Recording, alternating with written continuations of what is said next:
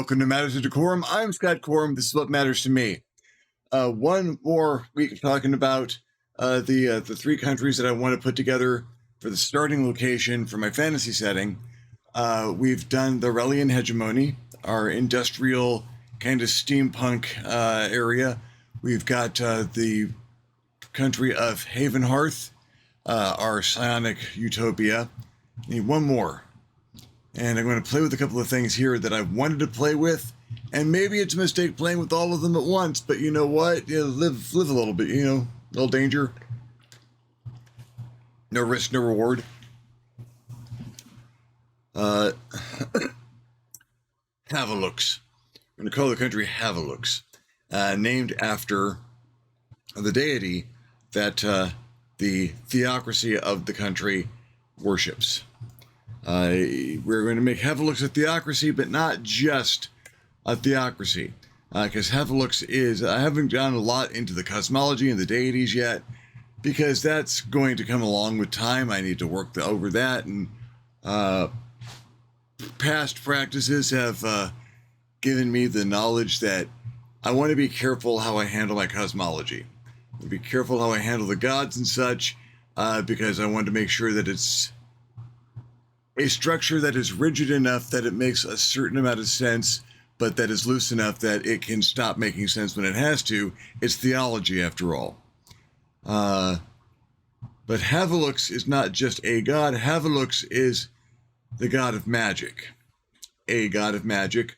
I imagine there are different regional gods. They might all reflect the same being down the line, but in this region, Havalux is the god of magic. So it is not just a country where the government is operated by the priesthood of Havalux, but it is operated by a priesthood of magic. This is to do a couple of things. One, I need to introduce a magical presence into the country. I've got steampunk and psionics and all kinds of stuff, and you need to have your magical presence. Two, one of my patrons, thank you again, Jim, set forth some very important guidelines that I am enjoying following when it comes to incorporating magic into the world, so that magic can't make the rest of the world superfluous. If it costs less to use magic to make this cart go from one town to another, why would anyone use horses? So I need to come up with my reasoning why the magic doesn't replace just fecking everything. Because depending on how the world's written, it could. It doesn't here, for a number of reasons. I would like Havalux to not... Remember, none of these countries are supposed to be a giant, dark, overbrooding presence. They're supposed to be the less than ideal, more or less flatline backgrounds that the player characters involved in them can either bolster or take down and rebuild depending on how they react to them. So Havalux is, for all intents and purposes, he's a god of good. Well, I say he. Havalux is a neutral god, at least when it comes to their presentation of gender. Magic and shape-changing and formlessness. Havalux is whatever Havalux needs to be in the moment.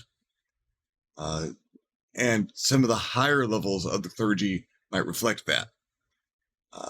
But ostensibly a god of good. A god who believes that the greatest benefit for the greatest number is the greatest solution. That's going to have a problem with oppression. And having a theocracy that is opposed to oppression, that's new. That's different. I like that. Let's play with it a little bit, because a theocracy can't help but being a little oppressive. Belief being what belief is, and a lot of theocracies we have seen in the past, well, they require a certain amount of worship of the god. Havalux does not want that kind of worship. Havalux does not want worship from people who are being forced to worship. Does not want conversion by the sword. You have magic. You can obviously convert by the sword if you have magic, but you can also convert with kindness. You can take the people who are already quite comfortable in the way that they live and smash the way that they live and tell them that they're bad and that they need to follow your god. That would offend Havalux greatly. Or you can find people who do not have the advantages that you do, who are not as well taken care of, who don't have as much to eat or don't have as many resources, and you can provide them with what they need. You have magic on your side. Let me give your family a meal. And you know what? There's no strings attached. Here, have this meal. I would like to speak with you about the deity who commanded me to give you this meal. But that's if you're ready. That's if you want to.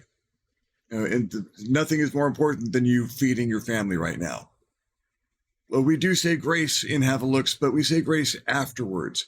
We thank Havalux for the meals that we have after we have had them. Havalux likes to have well-informed Yelp reviews. There are laws to magic and theology, and Havalux does have commandments. Do unto others as you would have others do unto you. That seems like a really good one to put up there at the top. Magic is not free. That is something that can really change how a society looks at magic. You see someone walking down the street who, oh, do you need a light for your pipe? Let me light your pipe. Oh, I caused light to happen. I just created fire. No, that's fine. I can do this all day long without having any problems. You go ahead. No, that is nice of a wizard to do, but it's not entirely true. Magic isn't free. It costs something. A wizard, a magic user of any kind, is putting a little bit of their own energy into that magic. In victory, they burn risk to make that spell happen. It might only be one risk, but that's still valuable. You don't do magic for free. With certain caveats. You don't take money out of the pocket of a good working person by doing what they can do by the effort of their hands for free with magic. There's a cabinet maker down the street. He works very hard. He's practiced his entire life. I can learn a couple of spells, and I might not be able to make great cabinets, but I can snap my fingers and make cabinets happen. The spell is Maker's Touch. It makes it very easy to make cabinets. They're not as nice as the cabinet makers, but they're cheap. No. I can undersell that cabinet maker and every other woodworker in town, and no, why would you do that? That is taking money from those who have put time and effort into skill. They have exercised their energies and their wisdom and their knowledge to make things happen. You can't just take that away from them. That is anathema to Havalux. That cabinet maker is struggling. Making really good cabinets. Times are tough. What does the Havaluxian mage do? What does that priest of Havalux do, who might know those spells? Well, you're having a hard time. These tools don't look like they've been maintained very well. Your family looks like they might have skipped a meal or two. Let me come by every so often and cast Maker's Touch on you. Make your tools last a little bit longer. You'll make things better and faster. And you know what?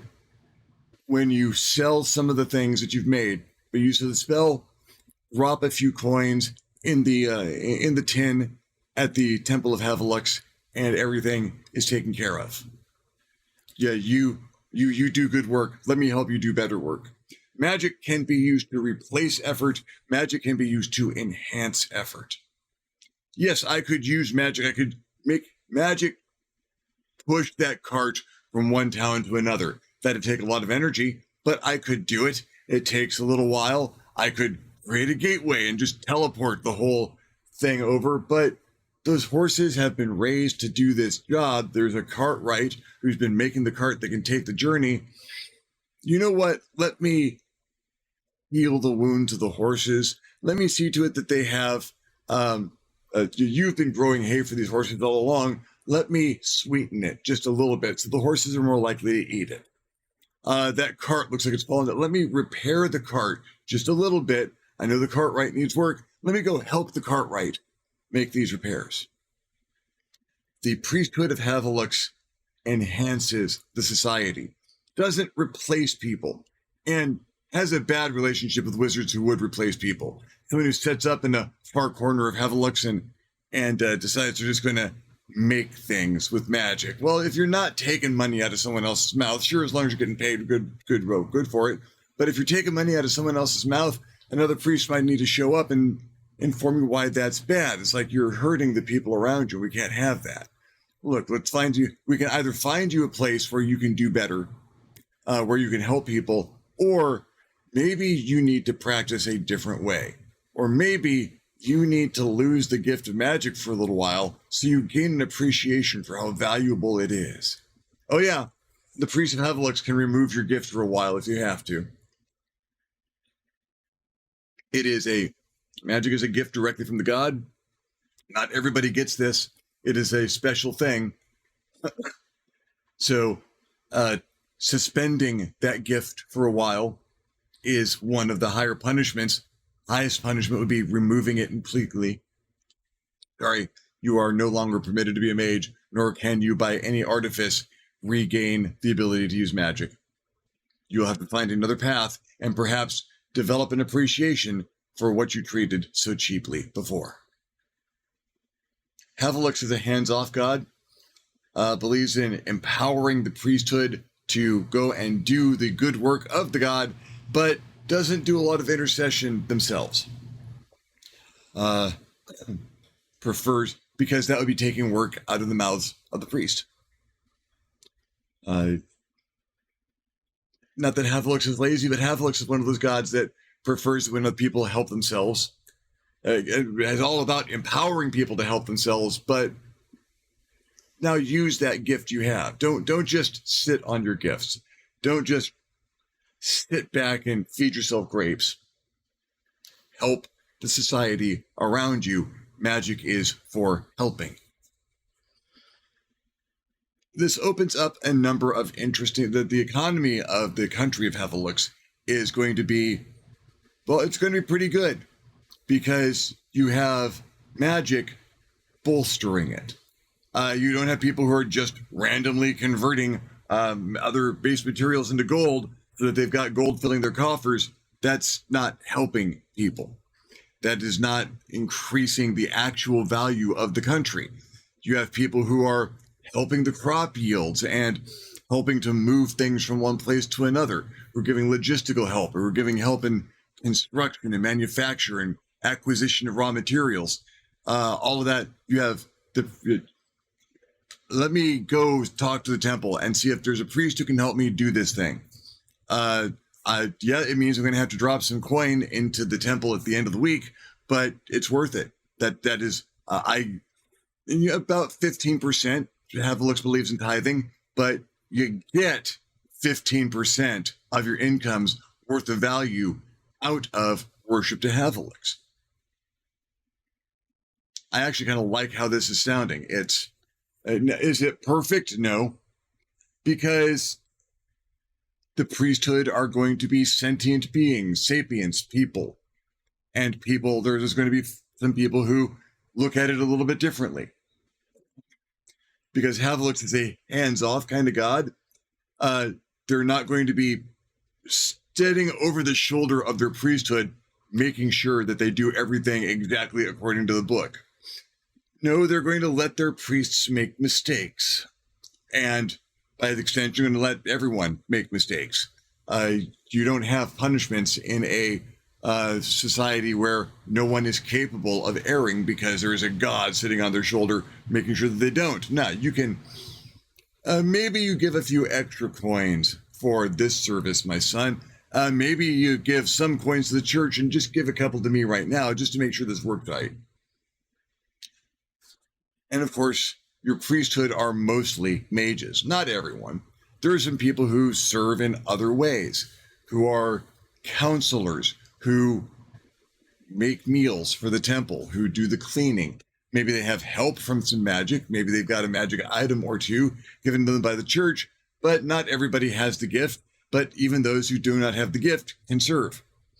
Maybe, well, just as the priesthood of Havalux has the ability to suspend or remove someone's gift, maybe if you've been an acolyte with the church for a while and you've learned the basics and you understand the philosophy and you've been learning about magic, maybe the priest takes you in you've gone through the ceremonies and you've learned, and we're all very pleased with your work here.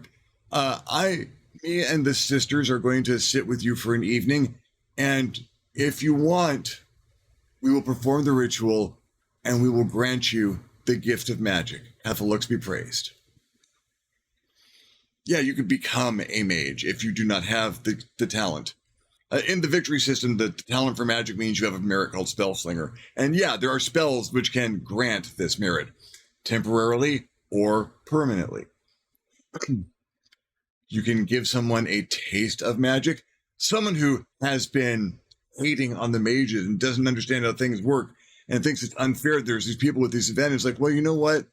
We could imprison you for a while because you're making life difficult for someone. But tell you what, we're going to go out to a field. And yeah, there's a couple of folks there just to make sure that everything here goes well. You know, they're there for my protection, not necessarily for yours. I'm going to give you magic. I'm going to give you magic for an evening. You're going to have 2 hours where you can actually do some magic. And we'll make sure that there's a couple of cantrips you can throw at the very least. And use magic for a couple of hours. See this tree, make it do something different. Make something else out of this tree. Make something with magic. And then tell us how you feel about it. And once the magic is passed, you will have known what it feels like. And now you'll be living without it, but you'll have a better understanding. Or you can work with us, and maybe we can get you back to where you can use it, maybe for longer. Yeah, magic could end up being kind of like a drug. I have engineered narcotics in the victory system that give people magic for a little while. Maybe the church is not above using these every so often, just to let people see what they're missing, maybe to entice them to serve the church. You know, you've had a taste and we understand that you might be missing it. Why don't you come work with us? You'll be surrounded by magic and maybe you'll pick some up. You never know. One of the problems I have with these Federation, Star Trek The Next Generation, and onward, is their diplomacy, is how they comport themselves. Because the Prime Directive gives them permission to let people die. But it also, we can't share our technology with you. Well, you're on board our ship. I might as well get you some pie. Would you like some pie? Oh, look, I just pushed a button and made pie happen. Oh, you have food shortages on your planet? That's a terrible shame. Here's your pie.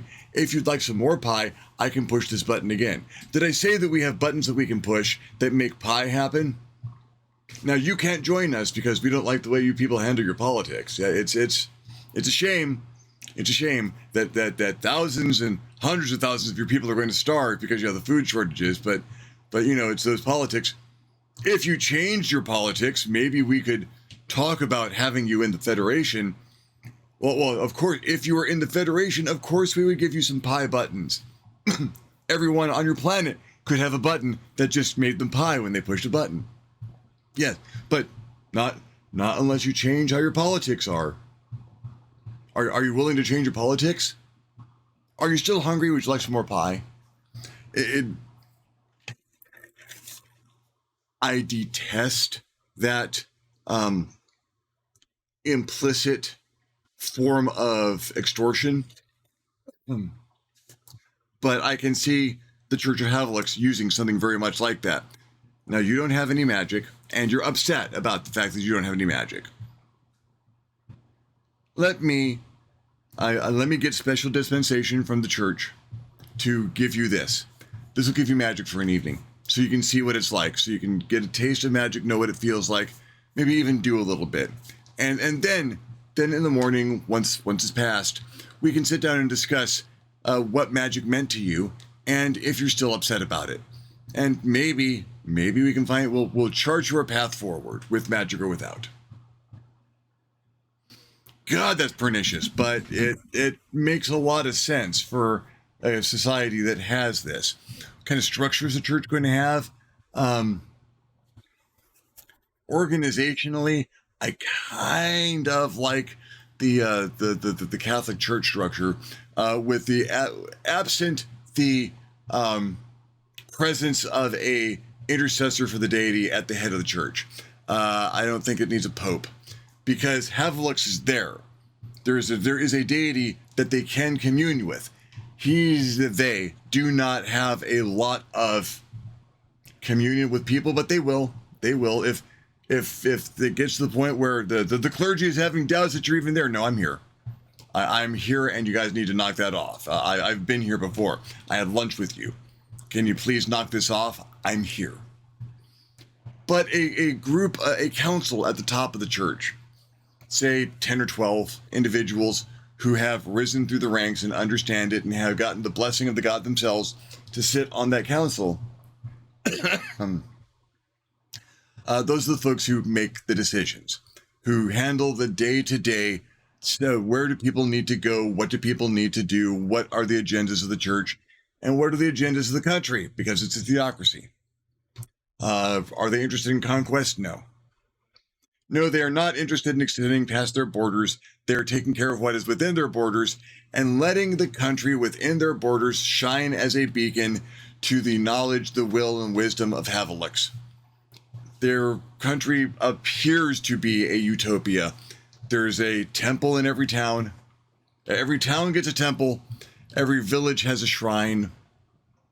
And magic is there for everyone.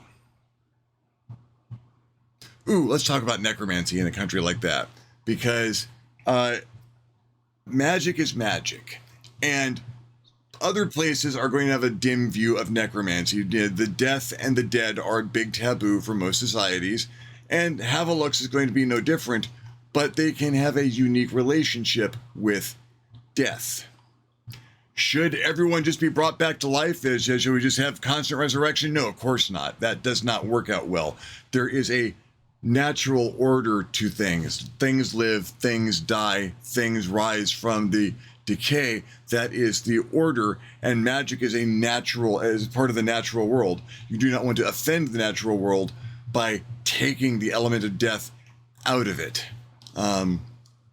There are some individuals who may have passed before their time, and that is going to be up to the priest on site to, well, this is a tragedy, and this person had so much to give. Let me send this up to the council. Let me talk to my superior will talk to their superior will talk to the council, and see if I can get a dispensation, see if I can get someone here to perform the resurrection. If that is not going to happen, at the very least, someone can come here and commune with the spirit of the past to see what their last wishes were. They didn't leave a will, they didn't leave a trust that we can follow.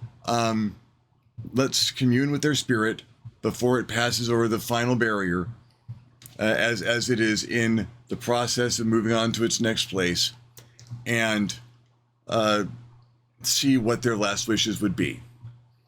Get some peace for them, get some peace for their, let them know that business is going to be taken care of, let their family know that this is what they wanted done, and then, help build a nice shrine. They served their purpose to society, they helped people, they were good and well regarded. Let's make them something nice. Someone bad dies? Someone bad died. Okay. Maybe a little post-mortem justice. Maybe their victims get to see where they're headed in the afterlife.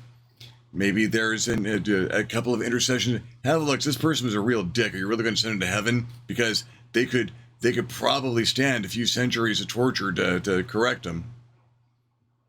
Ooh, that gets dark, doesn't it? You can intercede for someone's damnation. Don't know if I like that, but I can see elements of the church doing that. You have your faction of, well, is everyone should go to heaven, and death is the ultimate punishment for those ills they may have caused. But then you've got the other, but well, yeah, but everyone dies. Not everyone's being punished for ills. There are some people who deserve special death, super death, death. Really, really bad deaths. There's people who deserve a bad death. What about zombies? You know, in an area where they don't have enough workers and they could use a few more workers and some people have died, maybe it's okay. Maybe you get dispensation from the church and those people can work for a little while longer. Their spirits can go on to their reward. They've done well. These are just husks that we allow to work. If the church is okay with that, then the society can get to be okay with that. And maybe not everywhere, maybe not the middle of town, but there are projects. It's a country. You always have to dig some ditches or make new buildings happen. There's got to be, reclaiming this land so that we can put crops on it. That's really hard work. And yeah, people are willing to do it, but maybe you don't have enough people to do it. And well, you have your living folks doing the work over here, but over here where it's really difficult, maybe it's even dangerous for people to do it. Maybe you have some zombies do that. In the victory system, in the magic, there's thralls. You can create creatures that, straight out of magic, that are servants to the people who create it. I don't think Havalux has fallen to thralls. I don't think making a magical creature that is bound to servitude once it's created, and who may just pass from existence having known nothing but servitude. No, I don't think the church is going to condone the use of thralls, unless there are very specific conditions that are met, that they're made permanent, or that they are treated in a particular way, or that there are only certain purposes you can make a thrall for. But zombies, you have the corpses anyway. The spirits have moved on for good or for ill. You need the labor. Yeah, maybe you make zombies happen. Maybe there is a special class of the priesthood who handle the necromancy so that other people don't need to worry about that. Perhaps Havalux has even placed a wellspring in the center of the country. The founding of the country could have been the discovery of a spring of water from the ground, that if an animal should drink of it, the animal should become ideal for becoming a familiar.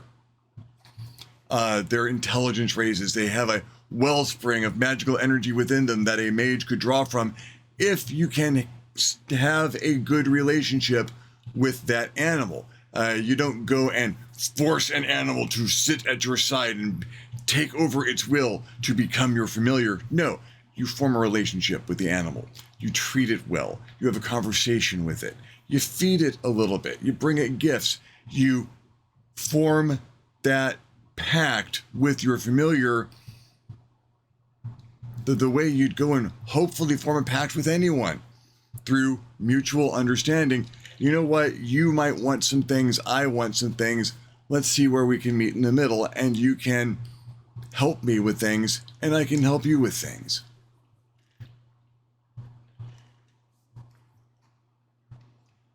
Ideally, this works out pretty well for everyone. The magic is there to enhance people. The magic is there to help people while encouraging people. No, you were born without any magical talent, but man, what you can do with a hammer and a saw and a plane, what you can make, what you can do in the kitchen is better than what most mages can do with magic. You can sit here with some basic ingredients and make a meal that is tasty and filling and keeps everyone around you alive and healthy. that is as important to the worship of Havalux as the people who can cast magic. Maybe the person who's so blessed in the kitchen, maybe a priest starts hanging out and we can help feed the community. You make the good food. I will either enhance it or I will help you make more of the good food. I'll help you get the word out to people. I will help clean the dishes and see to it that you don't have to worry about tidying up your kitchen. I got that. You make the food. The priests of Havalux are there to help.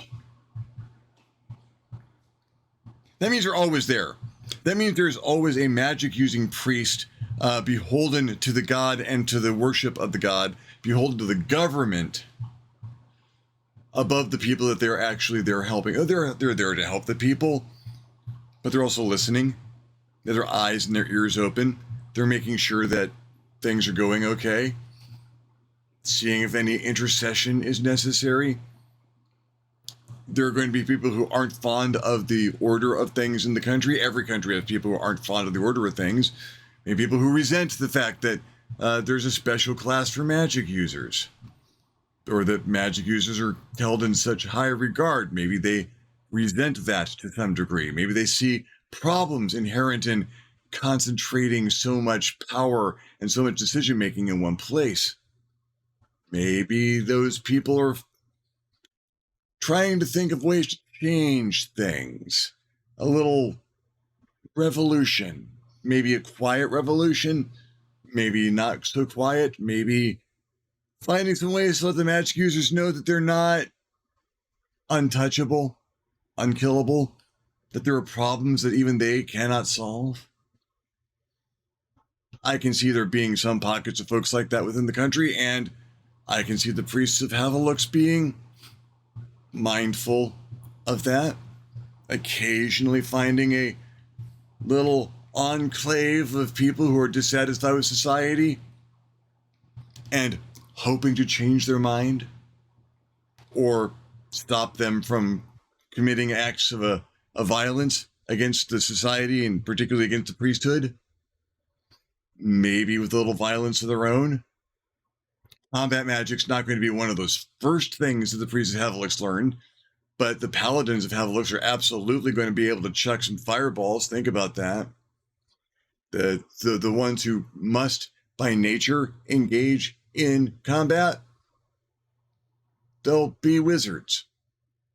That's not going to be an easy thing to deal with. Theocracy with the military. They're going to have a military. There's maybe not so much for their Havenheart border. Those folks are nice to deal with. They could use a little knowledge of magic, but they get by on their own. Maybe we'll help them from time to time, but they have determined that they're going to do this stuff on their own. That's fine. Havalux has no problem with that. The Relian hegemony, we keep a military for that border because they're always going to want more. We have some resources that other people don't have. The wellspring, at the very least, is tremendously valuable. And maybe we need to maintain a security force, a defense force. We would never attack the Relian hegemony. They're doing what they do on their own. Their people might not be entirely advantaged, but they don't mind their existence, and so we have no place to step in there. That being said, if they come over our border wanting some of the things that we have, we need to be able to send them back. Friendly, maybe they just get teleported back. Maybe someone stops and has a chat with them. It's like, I'm behind a magical barrier that you cannot affect for a little bit. Eventually, but let's have a chat. Let's have a chat while the barrier is up. I'm under a flag of parley. We can talk. Let me convince you why it's a bad idea for you to take another step into our country. Maybe I'll show you a couple of things. They'll show you why this place is just fine the way it is. And you can go back and report to your superiors that you just couldn't make it any further in. That's okay. I'll help. Or those folks have come armed and armored and they've got weapons of war with them and they're going to plow down the forests and the towns until they get to the capital by the wellspring. And yeah, then those people are going to be made to stop doing what they're doing. If peaceful efforts fail, if diplomacy and a little persuasion by magic doesn't work, you don't want to attack our country. That fails, lightning bolts, fireballs, giant boulders dropped from a mile up. Havalux is good at waging war with magic. They also have a regular army, I'm sure, people who, you know, your talent seems to be in breaking things and hurting people. And while that's not one of the things that we really value, we do really value it for our military. Would you like to sign up? We have a number special forces. We have to have a special forces unit that does not use magic, but we can train you to deal with magic as a special forces unit. What do you think? Oh yeah, that'd be terrifying. The kind of training those folks can get. Yeah, yeah. They can export magic. They can export enchanted items. They probably there's some things they're not going to export. The wellspring water. I'm sure past once you're out of the area of the wellspring, it is just water. But familiars, they could, if the familiars wanted to be exported. They are not products; they are friends. Magic trees, magic wood, elements that have been infused with magic so that you can make magic items out of them a little more easily. Yeah, they've got these things. They can export them. To be careful about what they export. And then, of course, they can make a lot of wine and make a lot of food, and they can use magic to enhance their production. And you folks need grain. We have grain. They're almost a post-scarcity society. They're not going to remove scarcity entirely because scarcity is a driving force for societal growth, and Havalux is all about the society growing. It might not be a post-scarcity society. It's a post-hunger society. No one goes hungry in Havalux. Someone could be in a far corner of the country and in an area that doesn't get seen all that often. Priests don't get by that and could end up in a bad situation, a couple of bad harvests and bad weather. And yeah, that could be a problem. Someone can sense distress. There's someone at the Scrying Stones, someone in the council feels something because they become very in touch with the nation that they're in charge of. And we should send a priest over there to see if everything's okay. There are roving bands of priests or even individuals who are going around empowered to help. We're here to help. And it's one of the places where we're the government, we're here to help is not a terrible thing to hear. It might not always be the help people want. It might not be. People are going to have a picture in their head of what they think they need. I need that guy to be dead. I need that guy over there to die. He's making my life difficult. I need him to die. He's making my business hard. He's making it hard for me to feed my family. I need that guy to die.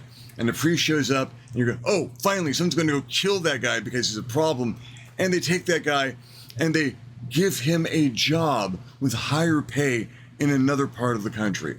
It's like, wait, he got a promotion? What the hell? Well, he's gone. He's not in your way anymore. He's not preventing you from making money or from feeding your family. Now he's someone else's problem, and actually we found a place that he could help. Now you might be a little upset about that because that guy deserves something. You're pretty sure he deserved it, and he's not getting it. But you did get helped anyway. It's not the help that you wanted. That might be the help that you needed, but there's a little bit of that resentment that builds up over time. Can't I get what I want just once?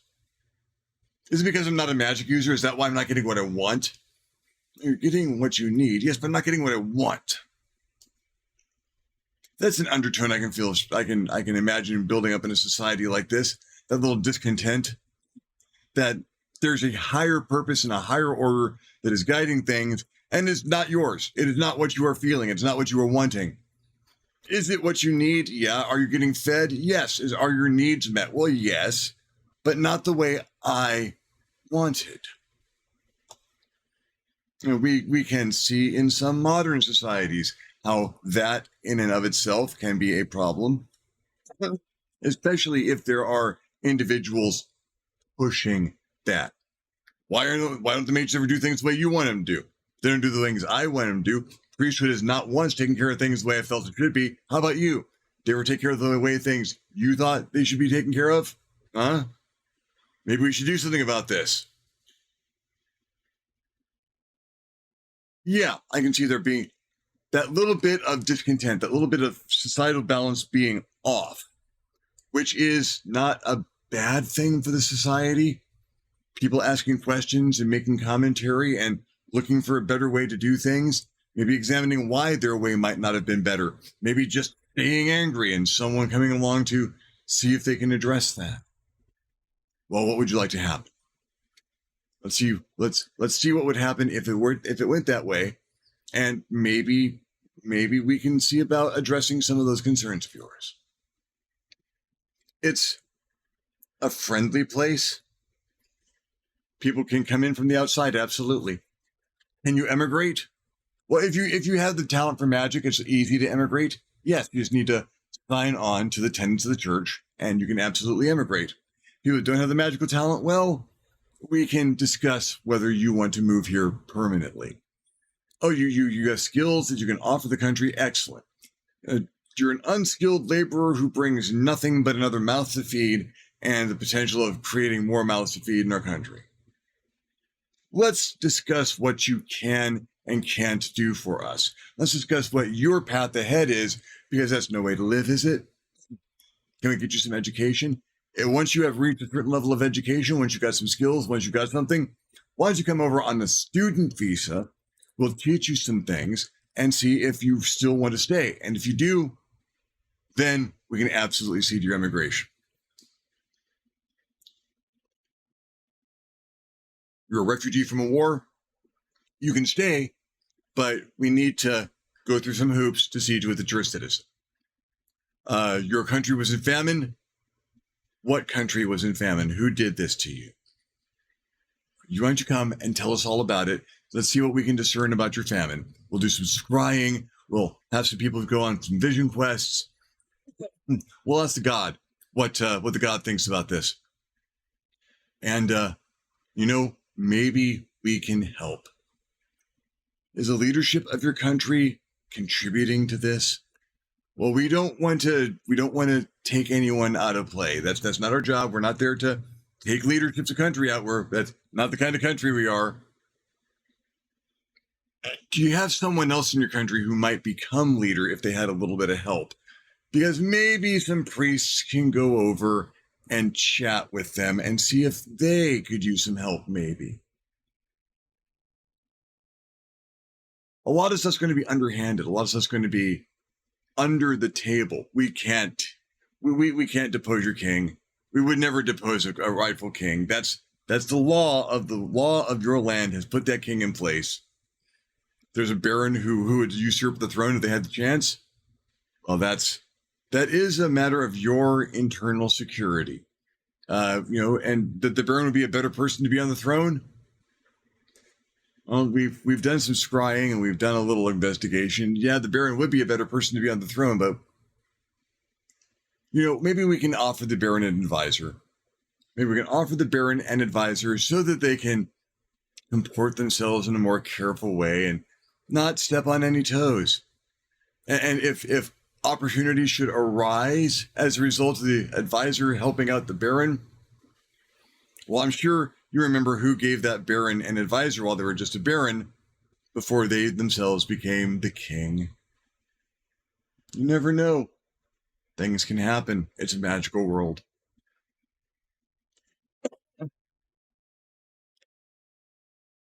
Yeah, Havalux. That actually works for me. Relian Hegemony, Havenheart, Havalux. Balanced on a single point of contact in the middle. They're going to share borders.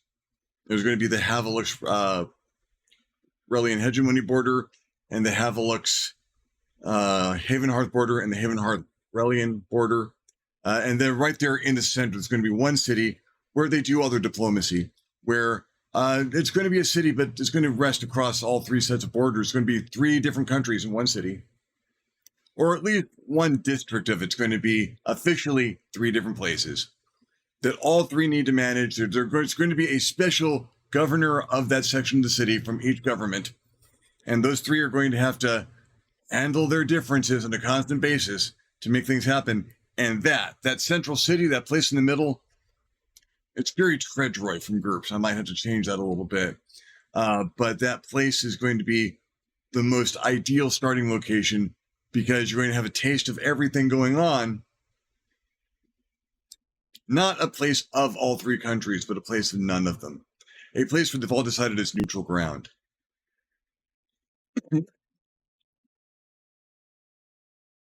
A lawless city.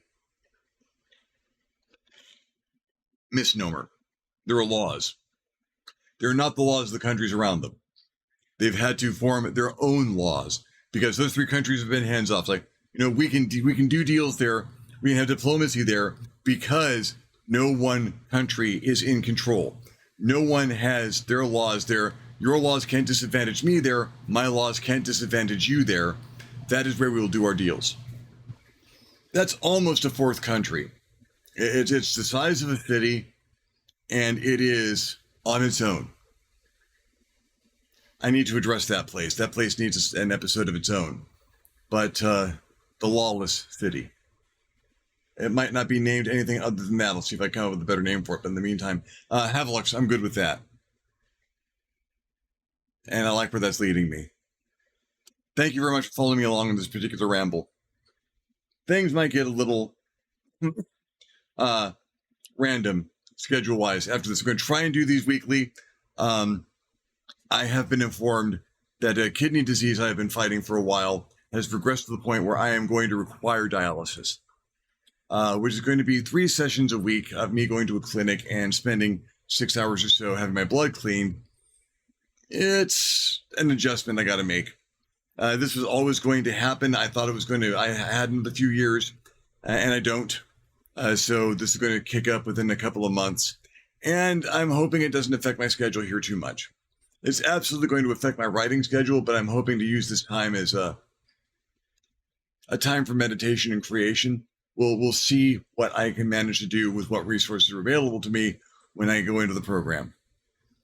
But aside from that, well, here's hoping everything keeps proceeding apace. Momentum. Thank you very much for watching me. Sorry about the cough. When I get a cough, it just lasts forever. My chest is now trying to throw everything out, and it's going to take a while for everything to get processed. Hopefully a week or 2, this will all be gone. If you enjoyed the video, give me a thumbs up. If you didn't enjoy the video, give me a thumbs down. Feedback is feedback. I'm interested in what you think of Havalux and the Havalux theocracy, the god, the country, what have you. How would you handle something like this? Is this something you'd like to see in your fantasy worlds? Or would you be interested in playing in this if you were playing in my fantasy world? Other things you'd like to hear me talk about, subjects you'd like to hear me cover, questions you'd like to hear me answer, please leave me a question down below. Or leave me a comment down below. I will love getting your comment. You'll love leaving me one. If you haven't subscribed to my channel yet, why not? My channel is awesome. You might want to hit the subscribe button. If you do, you might also want to hit the notification bell so you're alerted when my videos become available. If you'd like to contribute to my channel in a more meaningful manner, I invite you to hit me up my Patreon page, www.patreon.com/ScottQuorum. Consider donating. Absolutely anything helps. Allows me to make better videos more often. In the meantime, thank you very much for watching. I'm Scott Quorum. This is what has mattered to me. I'll see you next time on the next Matters of DeCorum.